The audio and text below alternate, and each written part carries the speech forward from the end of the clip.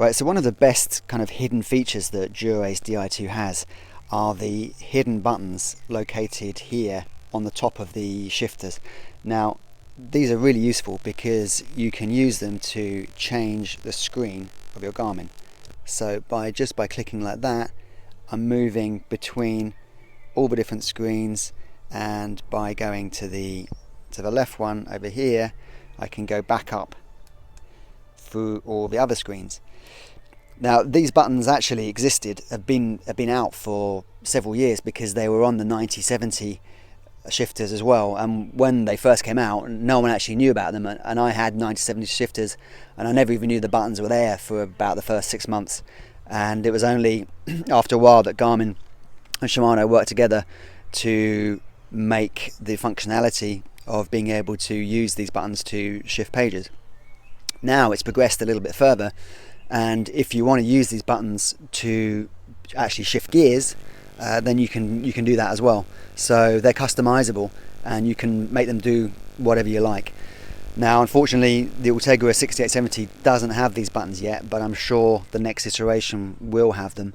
And you do need the D-Fly transmitter, either the 101 or the 111, to make this work.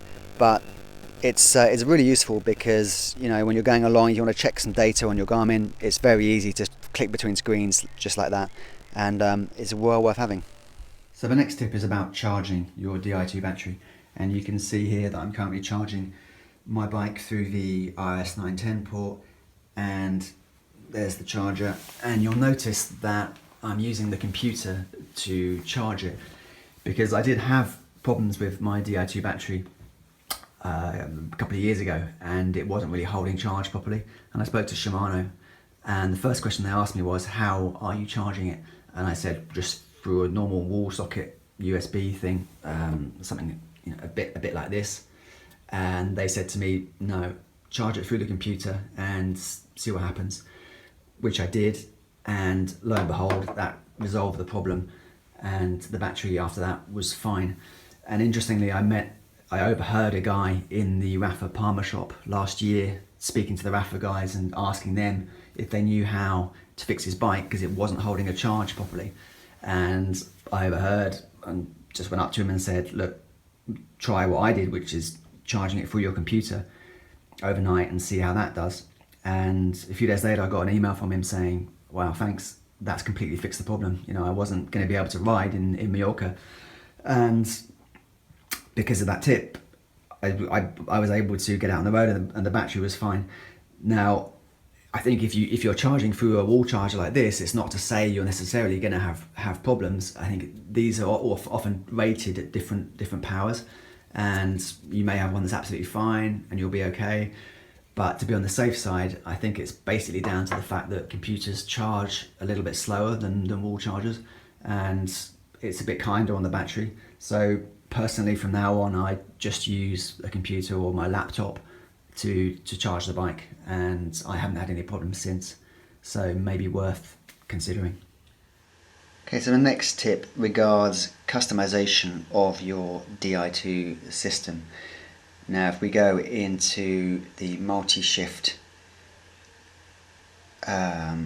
menu here, now what I would say is to put your shifting as very fast, because it comes as normal, as standard, and yeah, there we go, normal, and you may as well have it very fast. I mean, unless you have some sort of problem with the chain jumping off cogs or something like that, then there's no reason why you wouldn't want nice, fast, crisp gear changes. So set it to very fast. If you do have any issues with gears over shifting or anything like that, put it back, but I never have personally. It's been absolutely fine. So that's a good little tip, to have nice, crisp, fast shifting.